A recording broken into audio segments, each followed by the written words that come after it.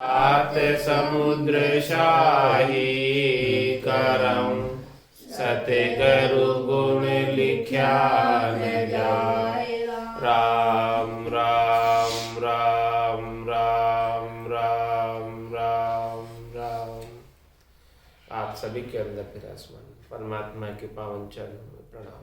राम राम से अनंत श्री सतगुरु सुखराम जी महाराज की अणबे वाणी ढूंढिया का संवाद चल रहा है। महाराज ढूंढिया के संवाद के माध्यम से फरमा रहे, ज्ञान खड़ग अरे आगे रे एता पखान कोई, जहाँ जहाँ से या संचरे तहाँ तहाँ संपट होय। तहाँ तहाँ संपट होय आप रो कबहु न जाने। आ अणभे की रीत न्याव अर्था पर आने। यहाँ में बुरो न मानिए जे कजी आप में होय। ज्ञान खड़ग अर आगरे एता पखान कोय। महाराज फरमा रहे कि सत्य के मूल्य की ज्ञान की खड़क दुधारी तलवार और आग दोनों में कोई पक्ष नहीं, वो किसी का पक्ष नहीं लेती है और निष्पक्ष निर्णय कर देती है। सत्य बात का पूर्णतया स्पष्टतया खोलकर निरूपण कर देते। वो तो को सत्य ज्ञान बतावे कछु न राखे, कोई छिपाव नहीं, कोई भय नहीं, एकदम निर्भय होकर सत्य केवल ज्ञान की बात को, सत्य बात का निरूपण करते हैं बिना किसी दबाव में आए, बिना किसी का पक्ष लिए, बिना किसी स्वार्थ पूर्ति की इच्छा की, क्योंकि इसमें कोई स्वार्थ पूर्ति की इच्छा है ही नहीं। स्वार्थ पूर्ति की इच्छा हो, किसी से सुख की कामना हो तो उसका पक्ष लिया जाता, लेकिन यहाँ तो शुद्ध और निर्मल केवल ज्ञान की बात हो रही, तो इसमें किसी का कोई पक्ष है नहीं। ज्ञान खड़गर आगरे एता पखान कोय, जहाँ जहाँ से रिया संचरे तहाँ तहाँ संपट होय। जिस जिस तरफ से निकल जाती है वहाँ वहाँ सब कुछ सफाया कर देती आग, जिधर लग जाएगी उधर सब साफ हो जाए। इसी प्रकार से केवल ज्ञान जिसके घट में जागृत हो जाएगा उसका पाप और पुण्यों का सारा खाता साफ हो जाए, सब कुछ जलकर राख हो जाए। तो तहाँ तहाँ संपट होय आप रो कबहु न जाने। वो उसमें अपना कोई नहीं जानेगा कि ये अपना, इसे बचा ले। पक्ष की कोई बात नहीं, निष्पक्ष बात। जो कुछ भी इसके सामने आएगा सब कुछ साफ हो जाएगा, शुद्ध हो जाएगा, निर्मल हो जाएगा। आ अणभे की रीत न्याम अर्था पर आणे, यही अणभे ज्ञान की रीत कि सत्य बात का निरूपण करना, सत्य बात को कहना। न्याव अर्था पर आणे यानी यथार्थ अर्थ, उसका सही अर्थ बताना। जो बात सही है उसको सही कहना, किसी को घुमा फिरा कर कोई बात नहीं कहना। यथार्थ बात का निरूपण करना अणबे ज्ञान की रीत, बिना किसी के दबाव में, बिना किसी से भयभीत हुए, क्योंकि अणबे ज्ञान तो भय से रहित है और ये भय से रहित कर देने वाला ज्ञान। तो अणबे ज्ञान तो कभी पक्ष का होता नहीं, वो तो निष्पक्ष ज्ञान ही होता है और इसका निर्णय भी निष्पक्ष होता है, इसका अर्थ भी तर्क संगत होता है, न्याय संगत होता है, जिसमें किसी भी पक्ष का पखा नहीं लेते। तो महाराज फरमा रहे हैं कि जब हमने निष्पक्ष निर्णय किया है तो हो सकता है किसी को अपनी आलोचना लगे,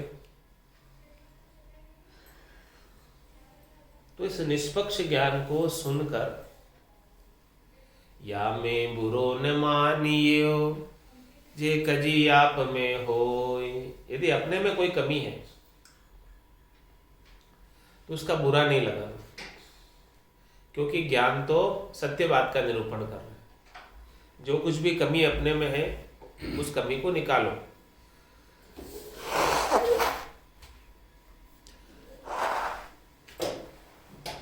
और बुरा नहीं मानो कि मेरे को ऐसा क्यों कह दिया, कैसे कह दिया। कुछ भी कमी है उस कमी को पॉइंट आउट करके ज्ञान के अनुसार चलना आरंभ कर, तो कमी निकल जाएगी, कमी कुछ रहेगी नहीं। तो ज्ञान खड़ग अर आगरे एता पखान कोई। अब महाराज पदराग ढाल में फरमा रहे हैं, मैं तुझ बूझू ढूंढिया मुआ जल किम होई। भेद बतायर चालियो गुरु की सोगन तोय। पाप पुण्य बिन दोष सु किस विध जी में आण। निकमो अन किम जाए सो मुझ कहो नि बखान। मैं तुझ बूझो ढूंढिया मुआ जल किम हो। भेद बतायर चालियो गुरु की सौगन तोय।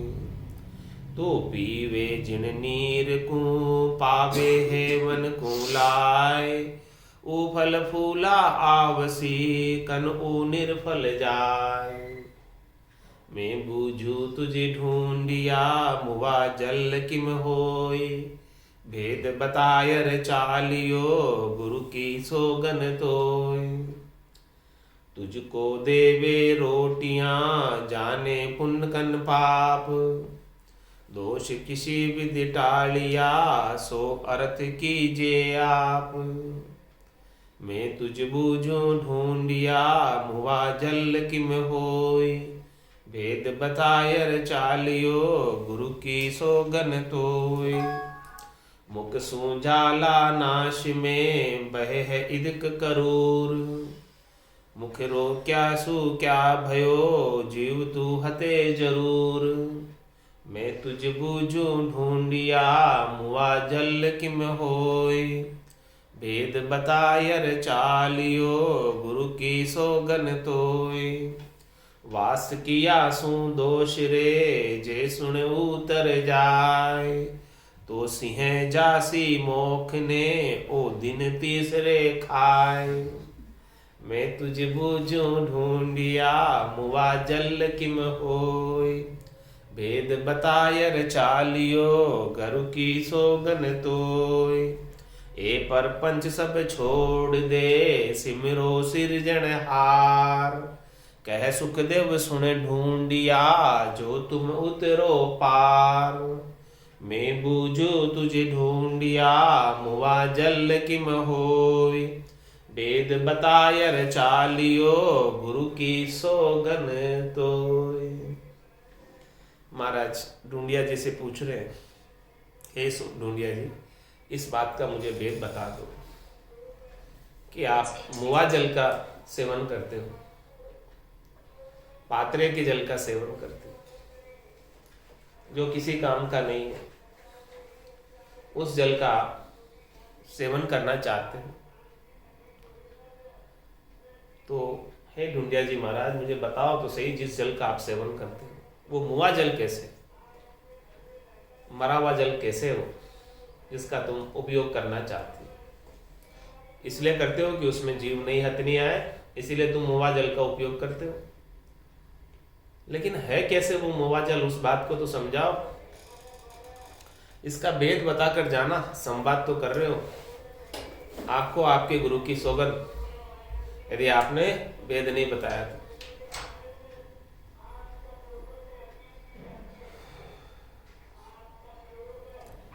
क्या फरमा रहे हैं? तू पीवे जिन नीर को पावे है बन को लाए। वो फल फूला आवसी कनु निर्फल जाए। आप कहते हो कि हम तो एकदम बेकार जल का उपयोग करते हैं, जो किसी काम का नहीं है, मरा हुआ है।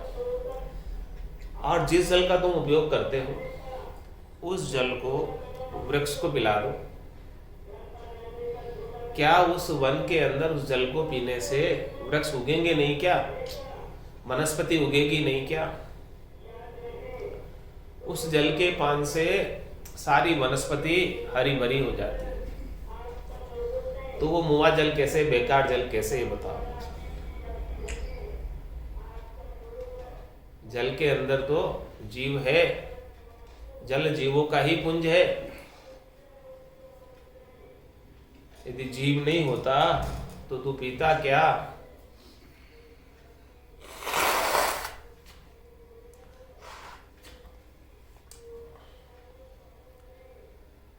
इसका प्रमाण यह है कि उस जल का वनस्पति के साथ उपयोग करने पर, उसको सिंचन करने पर वनस्पति जो है पोषित होती है, उसके फल फूल आने लगते हैं।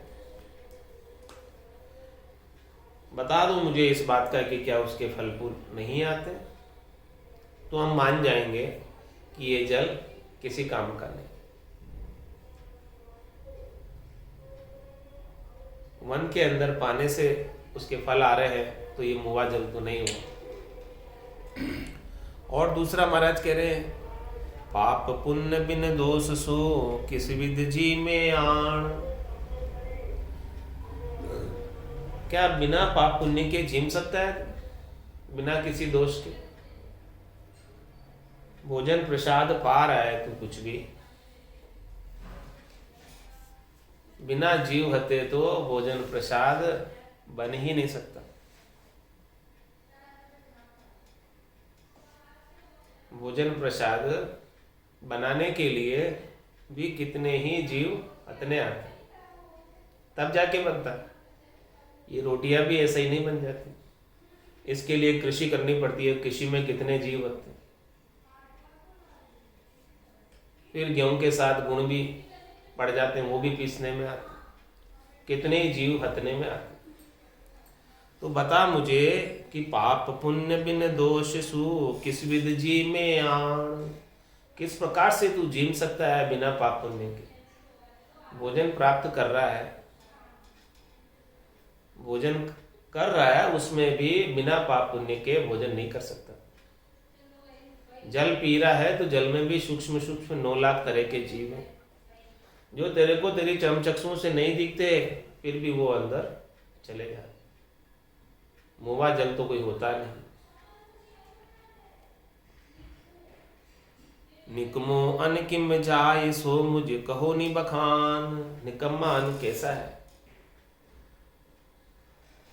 क्या जो अन्न तू जिसका सेवन कर रहा है उसको तू भूमि में बो दे, क्या उसका अंकुर नहीं फूटेगा? क्या उसमें अंकुर खान से जीव उत्पन्न करने की क्षमता नहीं है? जिस अन्न का सेवन कर रहे हैं वो स्वयं जीव है, उससे वृक्ष निकल सकता है। तो अन्न कैसे निकम्मा हो, ये मुझे बताओ। तुझको देवे रोटिया जाने पुनकन पाप। दोष किसी विधि टालिया ओ अर्थ कीजे आप। तू जो रोटियां प्राप्त कर रहा है, अब ये कैसे आई है समझ। ये रोटियां पुण्य करने से आई है, पाप करने से आई है। बिना पुण्य पाप के रोटियां आ नहीं सकती। पाप पुण्य बिन दोष सो किस विध जी में आण। नहीं आ सकती। तुझको देवे रोटियां जाने पुनकन पाप। बिना पुण्य और पाप के ये रोटियां भी नहीं बन सकती है। तो इस रोटियां भोजन करने का जो पुण्य पाप लगता है, भोजन करने में कितने जीव हतने आते हैं, उसका जो पाप लगता है, ये दोष किसी विध टालिया ओ अर्थ कीजिए आप। इस बात का अर्थ करो कि भोजन करने में कितने जीव हतने आए, उसका तुम दोष कैसे टालोगे, ये बताओ। क्या टाल सकते तुम दोष को? इस पाप को टाल सकते क्या? इसका अर्थ करो हे ढूंढिया जी महाराज। ये भेद बता के जाना, नहीं तो आपके आपके गुरु की शोभन है। और तीसरा बात पूछ रहे कि मुख सूझ जाड़ा नास में बहे है अधिक करूर। आप कहते हो कि मुख से जो है गरम गरम श्वास निकलती है, इससे जीव हथने आते हैं सूक्ष्म सूक्ष्म, इसलिए मुंह पर मोमती बांध दो तो कम से कम जीवों हथने नहीं आएंगे, हत्या नहीं होगी जीवों की, अहिंसा का धर्म का पालन हो जाएगा। लेकिन महाराज फरमा रहे हैं कि मुख से भी ज्यादा नासिका के अंदर गर्म श्वास बाहर आती। मुख सूंज्वाला नाश में बहे अधिक करूर, और ज्यादा गर्म श्वास नाक से निकलती, कार्बन डाइऑक्साइड नाक से निकलती है वापस। तो मुख्य रोग क्या सु क्या भयो, जीव तू हते जरूर। तो मुंह पर मोमती लगाने से क्या हो गया, क्या लाभ हो गया? जब तक ये नाक खुला हो, नाक से तो श्वास छोड़ ही रहा है गरम गरम कार्बन डाइऑक्साइड, तो उससे भी तो जीव हथने आ रहे हैं, क्या नहीं हथने आ रहे? अहिंसा कहाँ हुई? वहां से भी हिंसा हो रही है।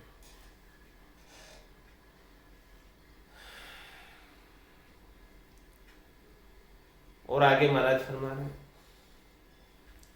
वास किया सु दोष रे, जे सुन उतर जाए।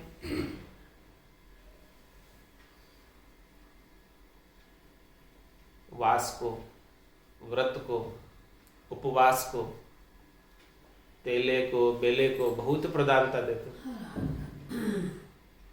इतनी ग्यारस करनी है, इसका प्रण करवा देते हो। तो क्या केवल उपवास कर लेने मात्र से, वास कर लेने मात्र से पाप उतर जाएंगे, दोष उतर जाएंगे, मोक्ष प्राप्त हो जाएगा? तो सिंह जासी मोख ने ओ दिन तीसरे खाए। तो फिर तो शेर का मोक्ष पहले होना चाहिए। शेर जो है हमेशा शिकार करके नहीं खाता, तीसरे दिन खाता। एक दिन खा लिया, दूसरे दिन वास रखता है और फिर तीसरे दिन खाता वापस। और नहीं मिलता है उसको कोई शिकार तो उसके घास नहीं खाता, वो वास ही करता शेर। यदि इस प्रकार की बात है, वास कर लेने मात्र से मोक्ष हो जाता तो सभी शेरों का मोक्ष हो जाए, क्योंकि वो तो हर दूसरे दिन वास करते। एक दिन शिकार करके खाते हैं, दूसरे दिन वास करते और फिर तीसरे दिन खाते वापस। तो केवल वास कर लेने मात्र से मोक्ष होने वाला नहीं। तो महाराज ये सारी बात समझा रहे किस लिए कि ए परपंच सब छोड़ दे, सिमरो सिरजनहार। ये सारे तुम हद के व्यवहारों में जो उलझे हुए हो, ऊपर के नियमों में उलझे हुए हो, इतने नियम बना रखे, इतने नियम बना रखे, इन सब नियमों के अंदर पढ़कर परमात्मा को, मूल ज्ञान को तो भूल ही गए। कभी सुमरण कर ही नहीं पाते हो परमात्मा का, राम जी का। इन नियमों की पालना में रह जाते हो बस। इतने सारे नियम तुम्हारे, तो ये नियमों की पालना करते करते परमात्मा के नाम का सुमरण कब कर पाओगे? कर ही नहीं पाओगे। ये सब पचपरेच रखते रखते सबके नियम तो खाली भक्ति में दृढ़ता लाने के लिए, दृढ़ता लाने के लिए त्याग इजीली हो जाए और दृढ़ता आ जाए। लेकिन उनके नियम ही मूल हो गए और मूल ज्ञान भूल गए। परमात्मा के नाम का सुमिरण भूल गए और नियम ही खास हो गए। नियमों को ही प्रधानता देने लग गए, नियम को ही धर्म मानने लग गए कि यही धर्म है। जो हम नियमों की पालना कर ले रहे हैं, हमारा धर्म सज गया और हमारा मोक्ष हो जाएगा। तो महाराज हमारे नियमों की पालना करने से कभी मोक्ष न तो हुआ है, न हो रहा है और न होगा।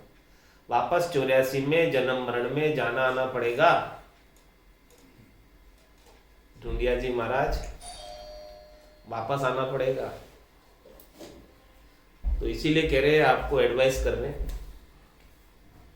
सलाह दे रहे, उपदेश कर रहे, ए परपंच सब छोड़ दे सिमरो सिरजनहार। ये सारे ऊपर के जो हद के व्यवहार है, इन व्यवहारों में ज्यादा नहीं उलझो। इन व्यवहारों में उलझ के परमात्मा को भूल जा रहे। आप तो बस सहजता से सहज वृत्ति में आ जाओ और राम जी के नाम का सुमिरण करो, जो ऋषभदेव स्वामी से लगाकर महावीर स्वामी ने किया वो करो आप। आद भजो जन ऋषभदेव, अंत भजो महावीर। 8 घोर सिमरण किया, धर चित ध्यान सधीर। धर चित ध्यान सधीर, इकंतर आसन किया। छाड़ दिया सब भरम, जगत सु चारज लिया। केवल भज केवल हुआ, चुगे हंस ताहीर। आद भजो जन ऋषभदेव, अंत भजो महावीर। जो 24 तीर्थंकरों ने मूल ज्ञान का प्रतिपादन किया था, उनका सुमिरन किया था और उस ज्ञान के अनुसार साधना करके परम पद को, केवल पद को प्राप्त हुए थे, उसका अनुसरण करो। जो बाद में हद के व्यवहार बनाए हैं, इन हद के व्यवहारों में मत उलझो। इनको उलझ के कोई लाभ मिलने वाला नहीं, जब तक कि अखंडित रूप से सृजनहार परमात्मा राम जी का भजन नहीं होगा, जब तक निज नाम की जागृति नहीं होगी, सतनाम कुदरत कला नयनचर की जागृति नहीं होगी, भावना बारे की वस्तु जब तक हाथ नहीं लगेगी, तब तक हद के अंदर ही उलझकर अपने समय को ऐसे ही मिल्खा दही जो बड़ी मुश्किल से प्राप्त हुई है व्यर्थ गंवा कर चले जाओ और फिर बहुत समय लग जाएगा। 4 जुगा बिच एक ही 12, अवसर नर्तन पावे, सदगुरु मिलिया बिना जीव सुना, फिर 84 जा। देखो अभी आपको सदगुरु मिले, इसलिए आपको इतना उपदेश करके बता रहे, और सदगुरु के मिले बिना ये जीव वापस 84 में आ जाएगा। आद भजो जन ऋषभदेव, अंत भजो महावीर। ऋषभदेव स्वामी ने संकादिक ऋषियों से ये केवल्य का ज्ञान लेकर और इसकी उपासना की और आनंद को प्राप्त हुए, और फिर बाद में 23 तीर्थंकर और हुए, उन्होंने भी इसी केवल्य ज्ञान को साधना करके केवल्य पद को प्राप्त हुए। और सबसे लास्ट में 24वें तीर्थंकर महावीर स्वामी, उन्होंने भी इसी केवल्य ज्ञान को साधना करके निर्वाण पद को प्राप्त हुए। आद भजो जन ऋषभदेव, अंत भजो महावीर। और क्या किया? 8 पोर सिमरण किया, 8 पोर सिमरण किया, दर्चित ध्यान सधीर। वही एडवाइस कर रहे महाराज अभी ढूंढिया जी को कि सिमरो सिरजनहार। जो 8 पोर सिमरण उन्होंने किया, 8 पोर का मतलब क्या? 24 घंटे। 24 घंटे भला कोई कैसे कर सकता है? क्या रात में सोए नहीं? महाराज फरमाने कि जब निज नाम जागृत हो जाता है वो अखंडित होता है। रात में सो भी गए तो भी वो निज नाम का दुनियात्मक शब्द अखंडित रूप से गरनाता रहता है। सोवु तो सोवण नहीं देवे, जगसु हेत न बांधे। ऐसे निज नाम की जब तक अनुभूति नहीं होगी तब तक वो अखंडित नहीं हो सकता, 8 पोर नहीं हो सकता। 8 पोर सिमरण किया, दर्चित ध्यान सधीर। बड़ी धीरता के साथ चित्त लगाकर ध्यान लग गया, चित्त लग गया, उसमें ध्यान लग गया, सब उसमें लग गया, निज नाम में दुनियात्मक शब्द में लग गया। दर्चित ध्यान सधीर, इकंतर आसन किया। इकंतर आसन का मतलब आसन यानी ध्यान वहां लग गया गिगन मंडल में। आसन हमारा गिगन मंडल में, रहूं जगत के माई, मेरे को मेरा जन जाने, ओरा को गम नाय। एक परमात्मा में, एक राम जी में ध्यान लग गया, इकंतर आसन किया। और इस एक आसन, एक ध्यान, एक परमात्मा, एक राम जी के सिवाय छाड़ दिया सब भरम, जगत सु चारत दी। अन्य जितनी भी चीजें थी सबको छोड़ दिया, अन्य किसी चीज को नहीं पकड़ा। छाड़ दिया सब भरम, अन्य जितने भी है राम जी के अलावा वो सब भरम है। तो छाड़ दिया सब भरम, जगत सु चारत दी। जगत से न्यारे हो गए, संसार में रहते हुए संसार से अलग हो गए, जीते जी मोक्ष को प्राप्त हो गए। जगत सु चारद लिया, केवल बज केवल हुआ। ये केवल को बसते बसते केवल रूप ही हो गए, राम रूप ही हो गए। केवल बज केवल हुआ और चुगे हंसता ही, वहां पर जो है हंसवती आत्माओं के रूप में हीरे चुग रहे हैं, राम नाम के मोती चुग रहे हैं, ऐसे आनंद को प्राप्त कर रहे हैं। आद बजो जन ऋषभ देव, अंत बजो महावीर। वही बात महाराज सबको उपदेश देकर करे, ए परपन सब छोड़ दो और सिमरो सिरजनहार, कह सुखदेव सुन ढूंढिया जू तुम उतरो पार। इसी से ही पार उतरोगे, बाकी ये परपन से नियमों से तो पार उतरने वाले नहीं हो। इति श्री ढूंढिया का संवाद संपूर्ण। मोसर मिने खा दे ही मिल्यो है, मते कोई